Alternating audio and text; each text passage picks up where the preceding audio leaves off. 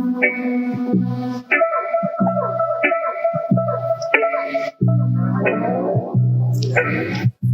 and welcome to the Overland Journal podcast. I'm Ashley Giordano, Senior Editor of Overland Journal and Expedition Portal.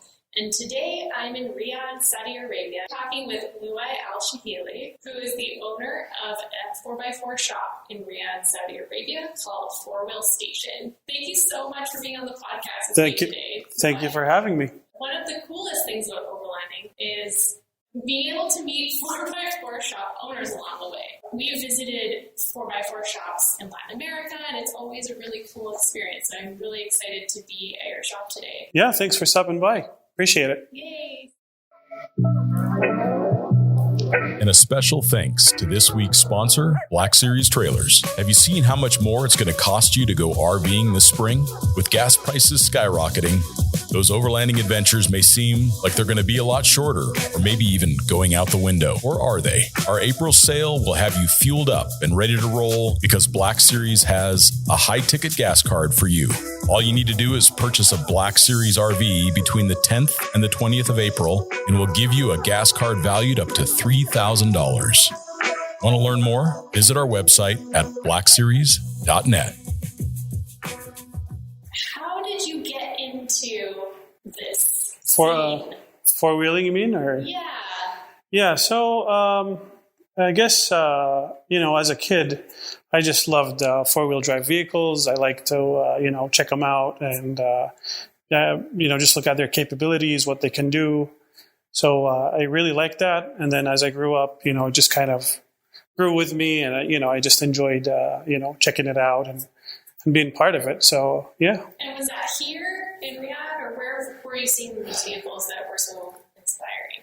Yeah, I guess mostly going to be here in Saudi, Okay. And then, of course, when I moved to the U.S. for school, I enjoyed a lot of the scene, the 4x4 scene, the things that are done there. It was a lot of fun. What made you decide to move to the U.S. to attend school? Well, I was born in the U.S., and then, I did my middle school, high school in Saudi, and then I moved back for my bachelor's degree. So I have a bachelor's degree in computer engineering. Okay. So, yeah, that's what that was about. And then, I spent extra time there, hanging out and enjoying basically my time there. And then I moved back here, brought some of the vehicles back with me, and there wasn't any four-wheel drive shops here that are doing what we're doing right now. So that kind of spiked an idea, and, slowly it is what it is today. So, Cool. yeah. What were the vehicles that you brought back with you? I had 2 Jeeps with me in the U.S., so I just pretty much put them on a boat and sent them here. Nice. And so when I got them here, I just wasn't sure if I wanted to get some upgrades done to them or, fix them up or anything like that. So I haven't seen a lot of Jeeps in Saudi. I've seen some for sure, which is kind of surprising. So what happened to those Jeeps after you brought them over here? So, yeah, of course, I still use them, but they're not really a big, the Jeep market isn't really that big here. Part of it is logistics, the culture. It is definitely growing right now. But when I did bring my vehicles, it wasn't that big as it is today. Slowly, it started to grow a little bit, and we started bringing parts for them. And, people love to use them, I guess. So you came back to Saudi, Mm-hmm. and you had this idea Right. to open up a 4x4 shop. Right. Because there wasn't one here. Right, of course. Yeah. And what did that look like, that process? So, at all that easy. It's definitely, it took a lot of effort. First, the effort of trying to open a business is one thing, and then trying to convince the customers that you actually, may want to consider this if you're that type of person who needs this type of product. That kind of started to grow, and then, of course, as the business evolved, we started to look at what do people need. The needs are, of course, changing. So we started to move a little bit away of vehicles that are built just for the weekends. Now we're talking about vehicles that are being used for a few weeks type of trips to some people that are actually traveling the world. So we're building those vehicles for them, and we're learning, of course, from their feedbacks. And that, helps us, make partnerships with suppliers to get the right type of parts. So how did those builds change from the beginning till now? You were talking about more kind of like weekend trips and then morphed into longer term trips. Right. So we would typically build like vehicles that they'd want to go like on a sand dune type of trip or anything like that, to vehicles that would, expeditions or, anything like, long distance or long type of trips. So the choices of products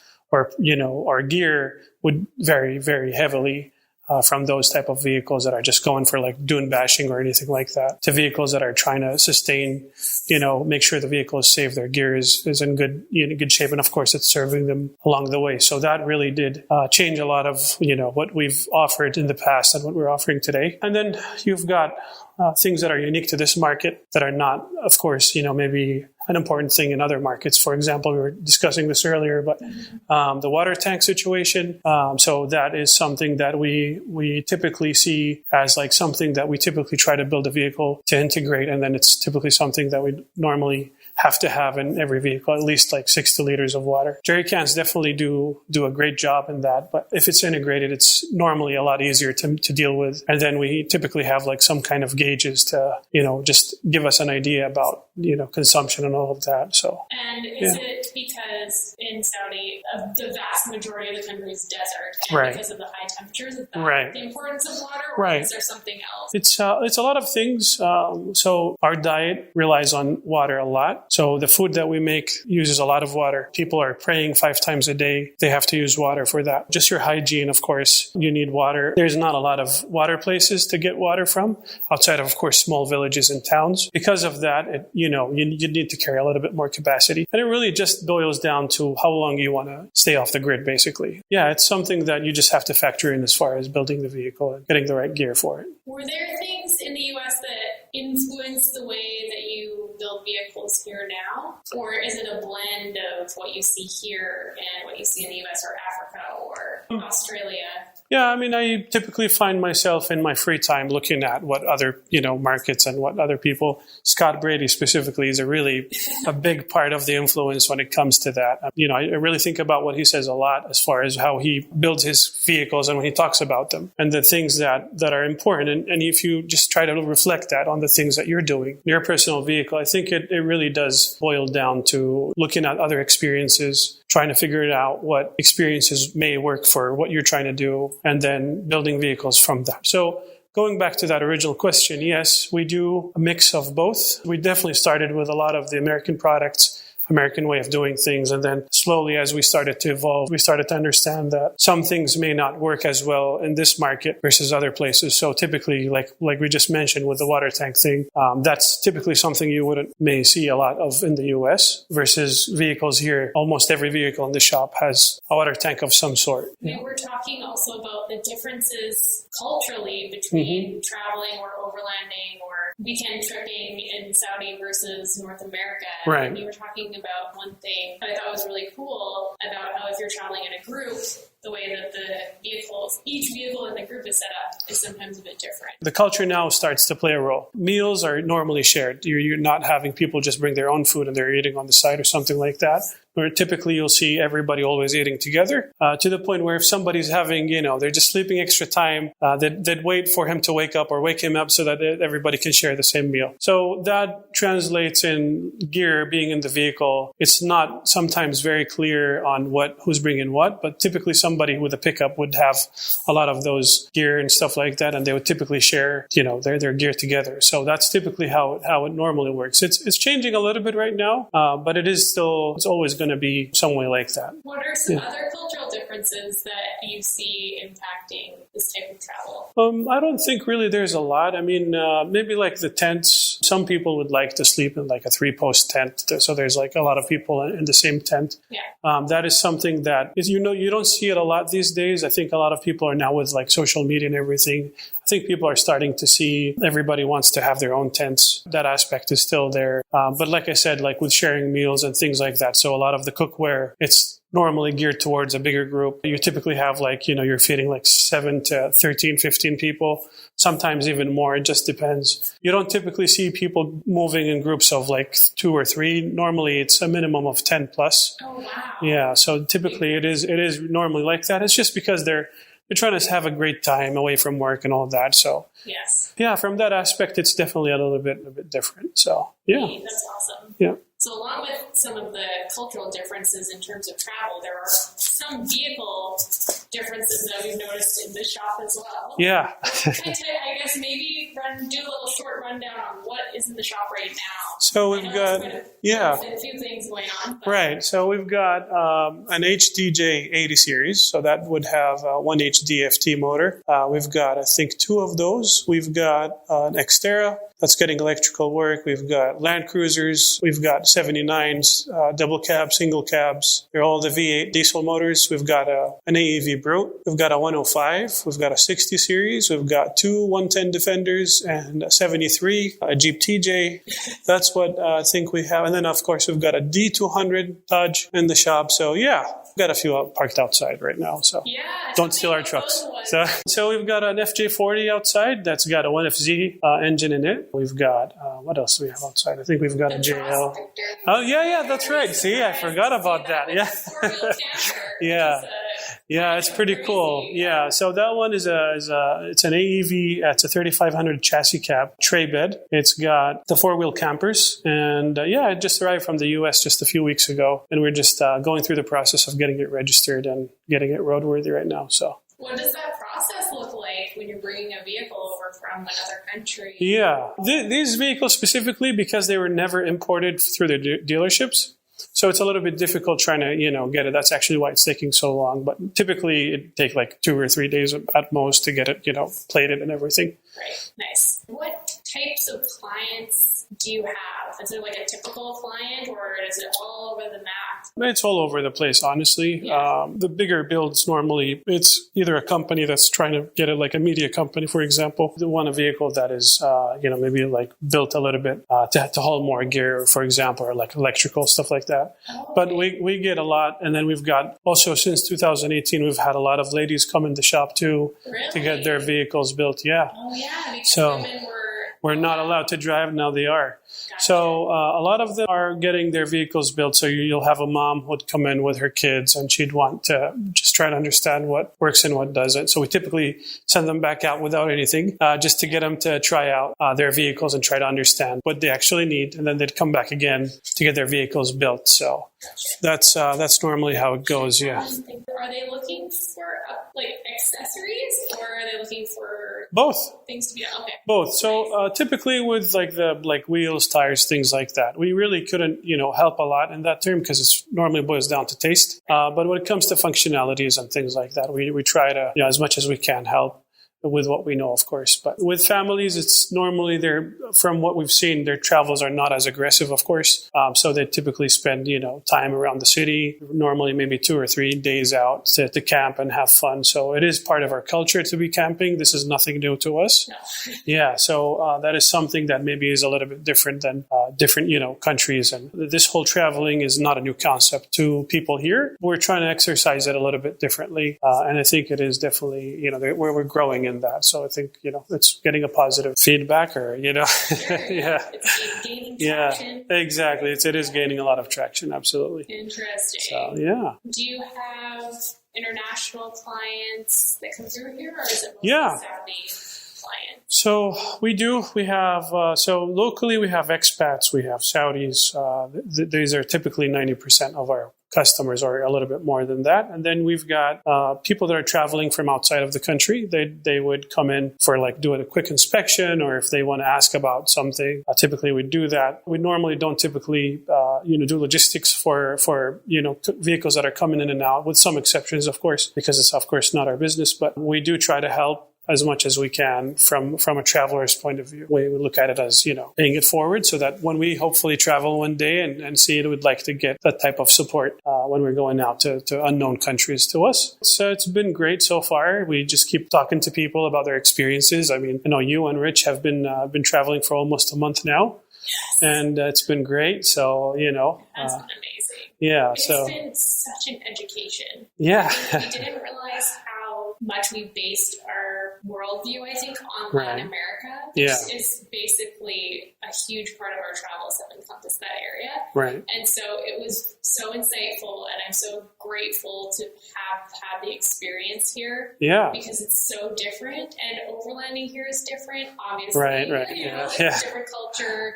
Yeah. Just something as simple as, like you were talking about, getting water Right. is completely different here. Yeah. And so, wow, Yeah. it's been crazy amazing. Well, I'm glad. I'm glad. Yeah, that's things that I think all of us are looking forward to on all of our trips. Yes. Absolutely. So it's great. So that, I mean, you have that aspect, of course. And then just going back to that water experience, if you would fill up from a well, which we have done multiple times in journeys, it's really humbling too, to have somebody just leave a hose in the middle of the desert and you're just filling up water. And it's like, you trust that there's nothing in the water that could hurt you. And, we've had great luck with that. So nice. It's been absolutely amazing. Another question about the shop. So you guys have a pretty big storefront here, and then the shop where I work on the vehicles is in the rear. It was really surprising and cool to come through the doors of the shop and see so many brands that we recognize from back home. Right. What are the brands that you carry in your shop?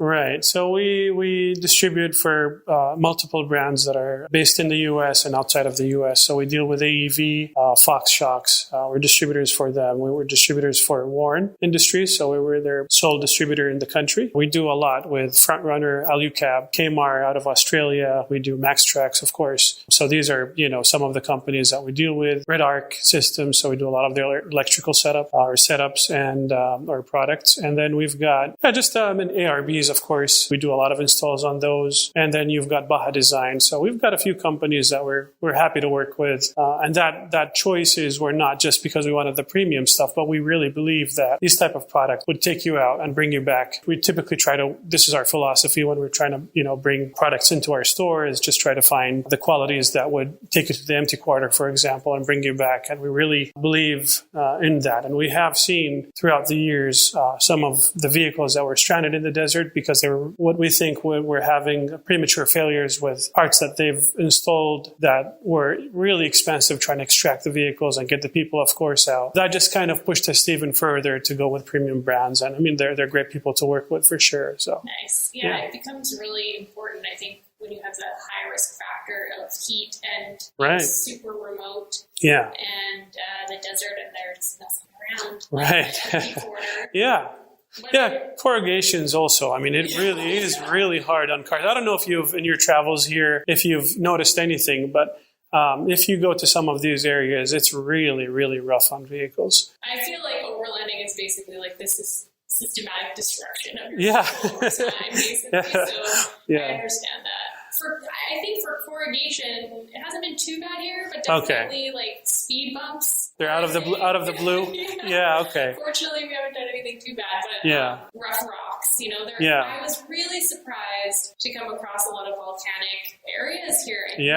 There's a lot of them. Yeah. So really rough terrain there too. There was a road behind an airport in Al Ula. That road was so rough that I couldn't sustain driving on that road. After taking breaks, just trying to keep checking the truck because I really thought it's just going to fall apart. At whatever speed that you're driving on it, you just can't get it to sync with the road, basically.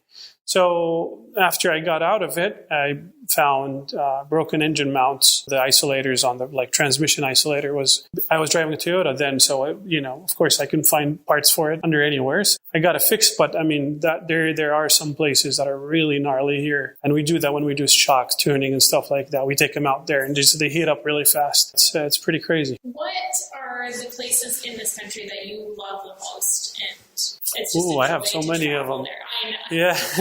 Maybe Tabuk would be probably my favorite place in the country. It's got rocks. You've got a sea right next to you. You've got desert, and it's full of history and full of ruins and things like that. So it's just interesting to be out there and just wandering around. You don't have to, have something specific, and you'll always find something. So I really love that part of the country. That's in the northwest. Exactly. Right. Are you talking about the province? province, like the Timbuktu? Yeah, exactly. The whole area. Yeah, That's what you yeah, call it. yeah. So Tabuk is a province, and there's also a city. Correct. I wouldn't want to spend time in the city. That's just me. I don't like cities, but yeah, the province, the whole area. So Saudi has 13 provinces in the country. So Tabuk is going to be northwest. So that area is just beautiful. Even in the summer, it doesn't get too hot because of COVID. Of course, traveling is really hard. Daytime is going to be a little bit warm, maybe like degrees centigrade. It's probably like lower 40s. But at night it drops to 20s. So it's really extreme because it's, of course, a desert. And Riyadh is, of course, even warmer than that. But so you've got that area. And then southwest is also a favorite of mine. A lot of it is mountains. And then it's cool year round. Elevations are above, I think, 9,000 or 8,000 feet. It's just nice. And then it's very different than the rest of the country. Every time I post stuff on Instagram, people are like, where are you? What country is this? Oh, wow. So it's really, really different. If you go to Faifa, for example, that area or that city or town, it's like so tropical. Like even the trees are very different than the rest of the country. The insects that live there are very different too. So everything is just in that area. It's interesting in terms of the difference that you see from the rest of the place. So Saudi is a very big country. There's so much to see, and it's just different everywhere you go. You go to the sand dunes and like Empty Quarter. It's endless sand, and you don't see a lot of vegetation for hundreds and hundreds of kilometers. It's a unique experience for sure. If you're into traveling by road or by a vehicle or motorcycle, there's a lot of motorcycles too that are traveling here. You'll have a great time for sure. I thought of it as like overlanding paradise. Yeah. Because you could, most of the time, wherever you are, I mean, we didn't cover a huge part of the country in our time here. Our experience was that you could pull over or drive for 10 minutes off of a main road. It's not fenced off. Beautiful places. Wild camping. Yeah. And then there's so much history here and so many beautiful landscapes, and the culture is so warm and welcoming, and oh my gosh, I could go on and on, but it really blew my mind as to the holistic sense of the things that we like looking for in a destination, and it ticked all the boxes off, which was amazing. And fuel is cheap. Fuel is cheap. Yeah. So, nice. It's great. I mean, right now, as we speak, it's snowing in Tabuk right now. And it wasn't, I mean, in recent years, it started to become something like normal. They got a lot of snow over there. So if you were in Tabuk, you would also experience snow right now and snowing on sand dunes. So for us here, it's just like, wow, it's really crazy. But, it's definitely very different. I think a lot from like Western point of view, you would enjoy the culture a lot, especially if you get to actually meet the locals. Yes. Saudis are not scary.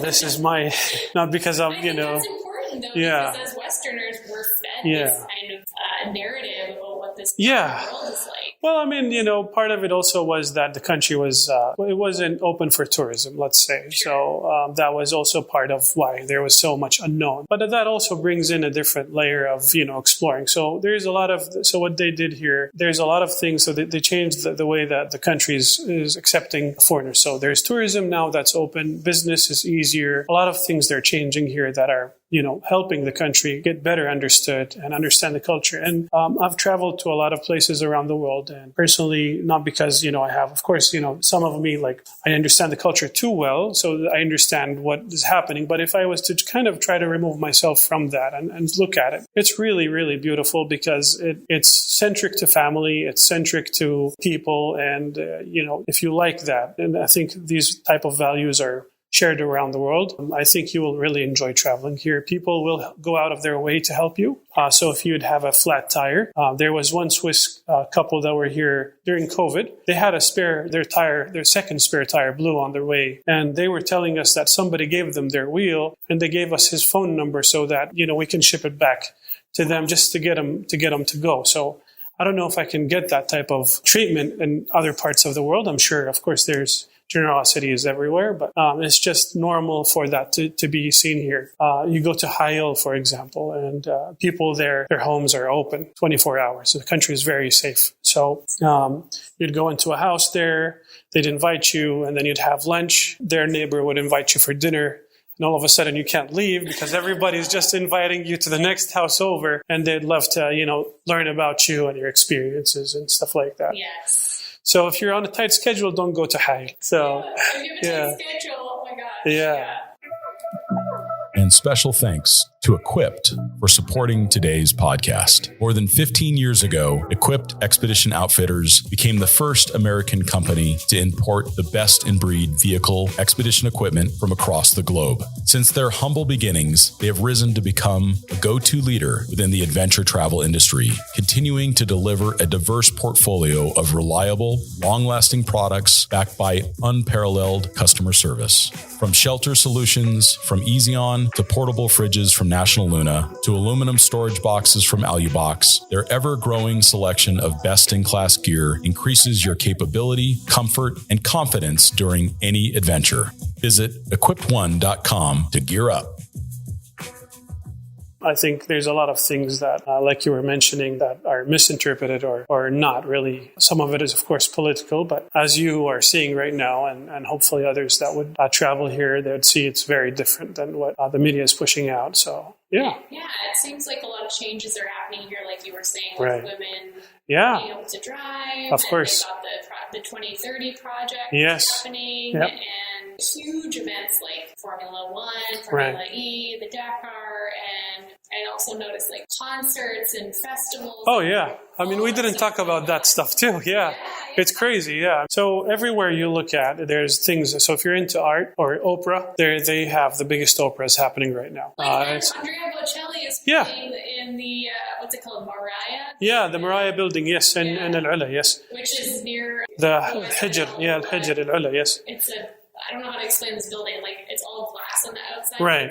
It's like mirrors. What's on the inside? Is it a concert hall? It is a hall. It's a really big hall that they have on the inside. And then you've got that. But at the same time, so if you're into motorsports, you've got the Formula One, you've got Dakar. They're the biggest things that are in motorsports. And then you move into art galleries and things like that. And they just bring the best of the best. And they're just opening up. So huge competition with our neighbors in UAE and Dubai and all that. Yes. So we see a lot of license plates coming in from different countries. It's really cool. They're opening everything. You're into yachts and boats and stuff like that. They have a big thing happening right now on the Red Sea for that. Oh, wow. So scuba diving too. They have big clubs that are now in Saudi instead of Egypt for diving and stuff like that. So just whatever you're into, there's something happening and something big they're doing about it. So yeah, it's pretty cool. It's interesting. What's the winter festival? Is it Riyadh season?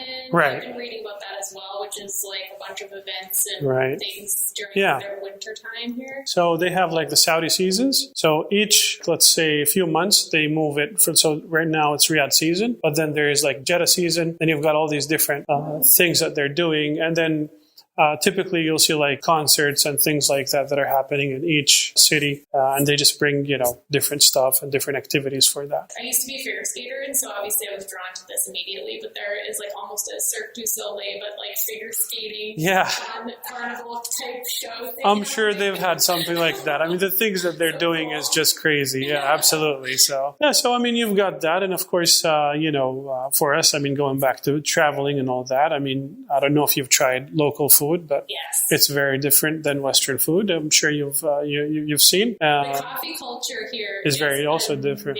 Yeah.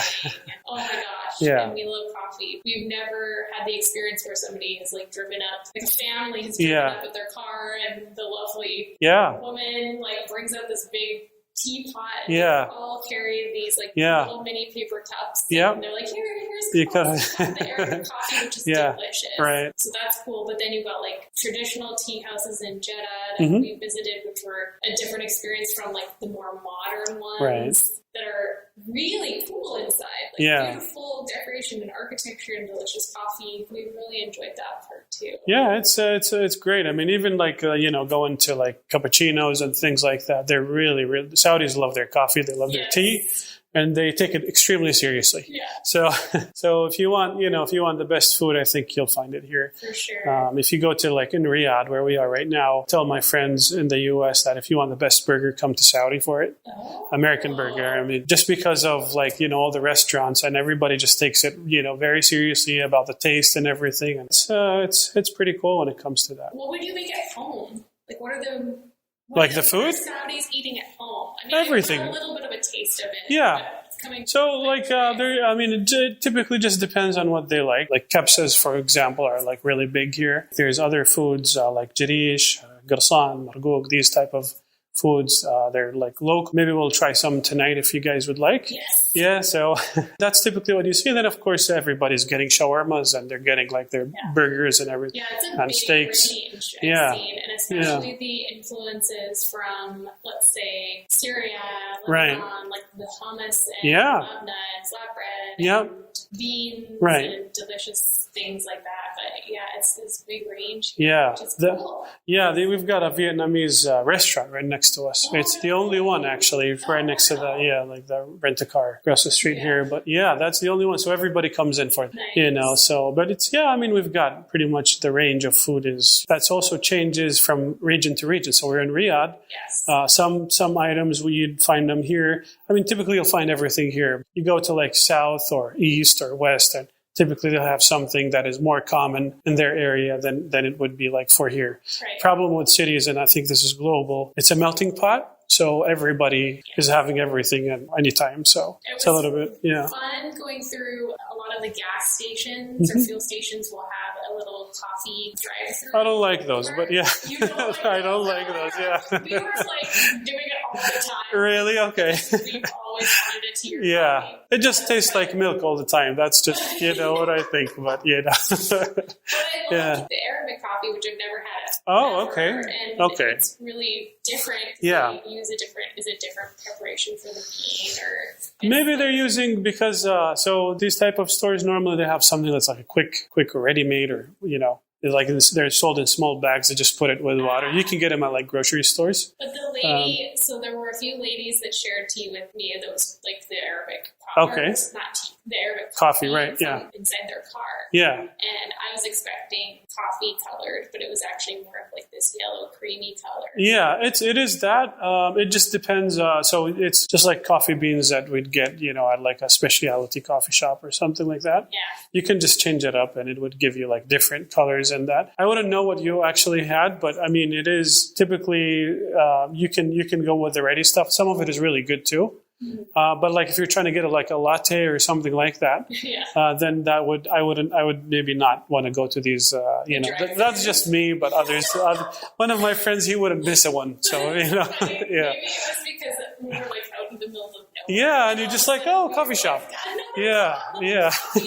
This is Yeah. wild. We're in the middle of nowhere. That's fun. Yeah, we could literally have like an Overland Journal food podcast and talk about food for that'd be fun. Yeah. I could. Yeah. There's a lot of good stuff here. Well, hopefully tonight we'll try some. Yes. For sure. Great. The other thing that I thought was really amazing here was like all the different vehicles that we don't really see back home. Mm-hmm. Like this, so many of those Land Cruisers everywhere, and it's such a fun. So we still get the Nissan Y61s.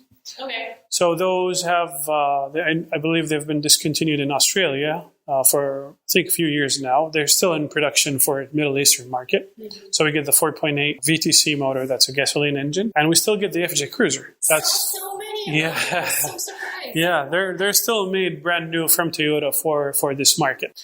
Gotcha. So the distributor for Toyota in this market has a really strong grip on the brand. So we believe that they have a huge influence also on the manufacturer. So they typically would get these vehicles in this market, but they're not a complete build. So they'd come in and they'd add their accessories to them. They've been doing a great job with some of the vehicles and terrible job with others.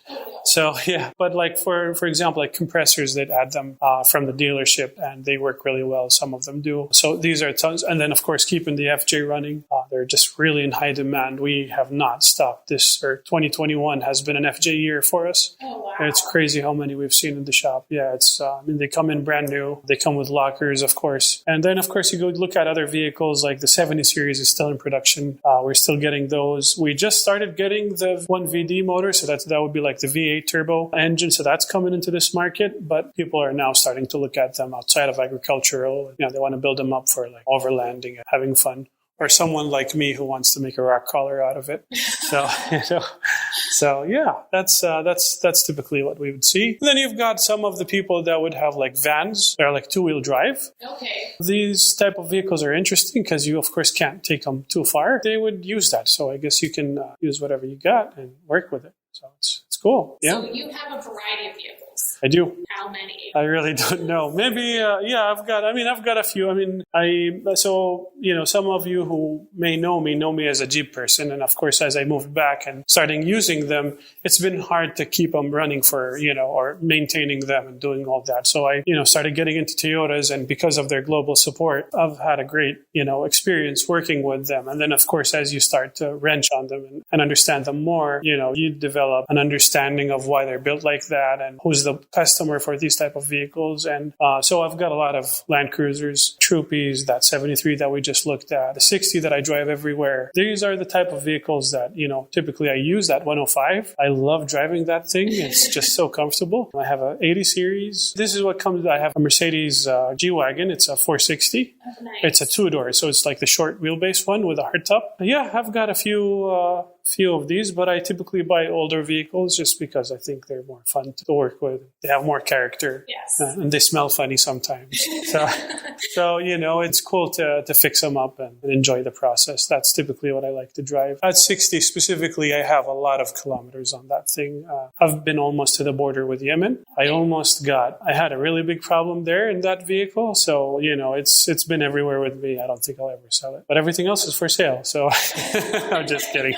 It's fun. I mean, it used to be a gasoline motor, and I put a diesel in it. Well, I use it for like 3-4 weeks. I'm planning to ship it to Africa and hopefully do a trip there with it. Nice. So yeah, that would be a lot of fun. What does vehicle shipping look like here? Like, where are people shipping to the most, I guess? Like, Africa is close. But... Right. Okay, so a lot of Saudis will ship their vehicles to Africa, but through from Jeddah to like Sudan, so Port Said. So they ship them there. It takes like 2 or 3 days on the ferry or like the boats, and then they'll get there. They'll go for hunting trips. Oh, okay. So, and then they'll ship them better. So they're completely stock vehicles. Normally they'll have like guides with them over there that'll help them. It's like kind of like a tourist thing. They're not using these vehicles in the sense that we're using them, live out of, or, travel the world with. That's a little bit different. Yeah. But then you've got a lot of Saudis are shipping their vehicles to Europe. You're seeing a lot of them in North America. Like if you go to LA or like New York or any of these hot touristy areas, you'll see a lot of Saudi cars there. But they're typically like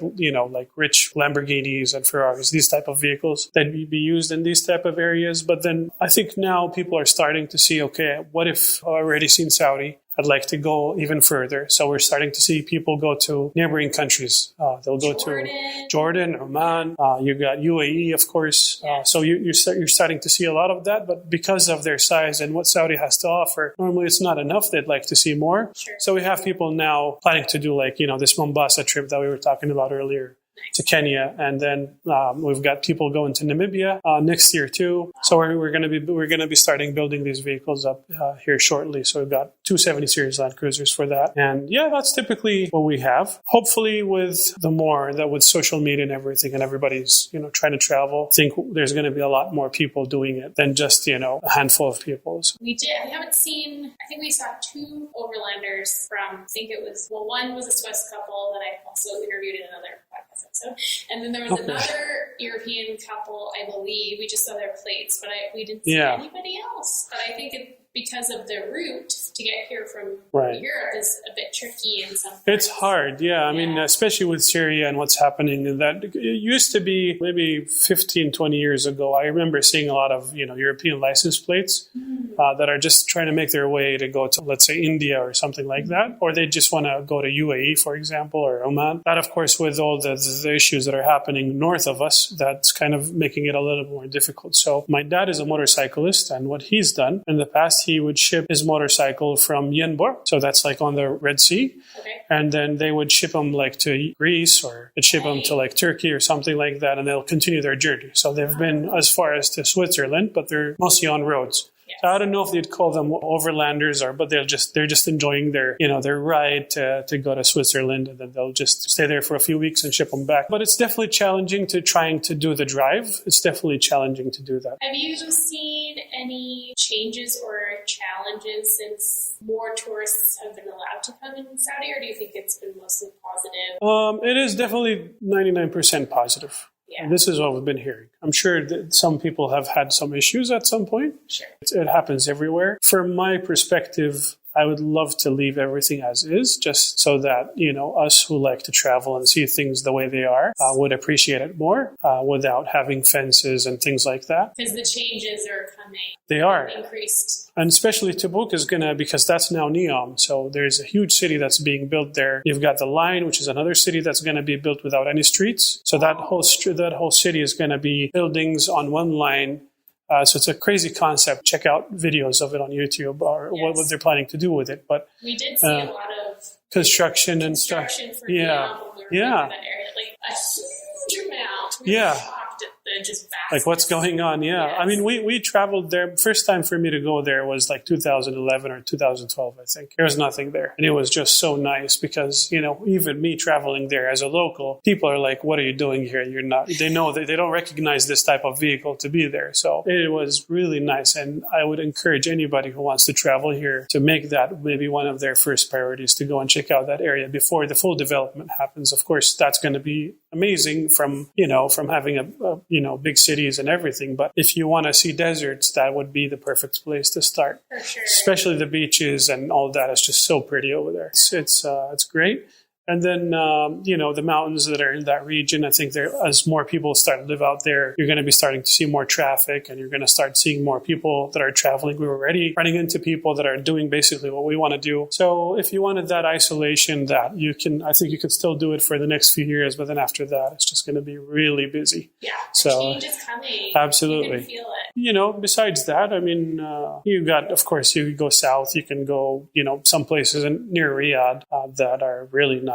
We go, some of my friends were into rock crawling. So the nearest place that we'd go to is like 15 minutes away from here. Yeah. And we're like in the middle of the city, but it's in a valley. Exactly. Yeah. So, but that area now is going to be a new project, which is called Al Giddiya project. So that project is going to be like a complete entertainment. So Six Flags is coming. They've got like really, I don't know if Disney or one other big entertainment company is going to be there too. Formula One is going to have a course there as well. So they're doing really, big things in that area. So my rock crawling trail is unfortunately going to be gone, but but there's a lot of things that they're bringing into the country. So yeah, it's fun. There's a question that I ask everybody, and it is: if you could go anywhere in the world right now, where would you go?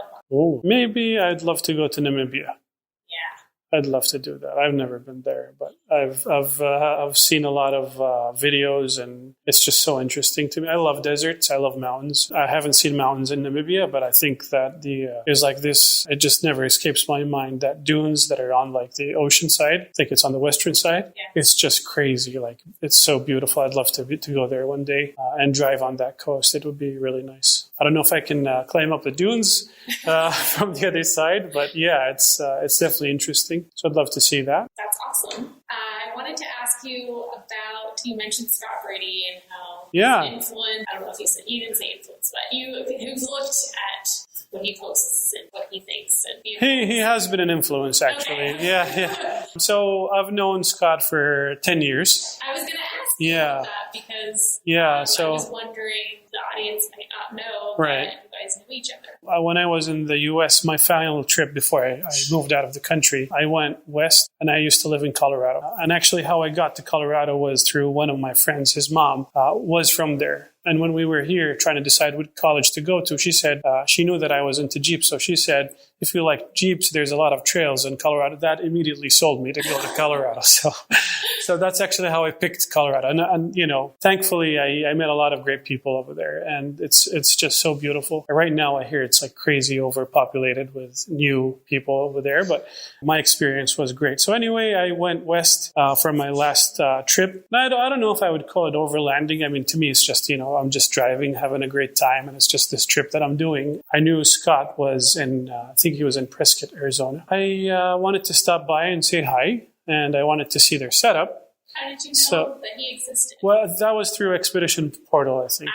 Okay. So I think that was 2010 or something like that. So Gotcha. I drove there. I think we were texting or messaging on Facebook, and then we met at his office, and then we met Adventure Trailers, AT Overland over there as well. Oh, yeah.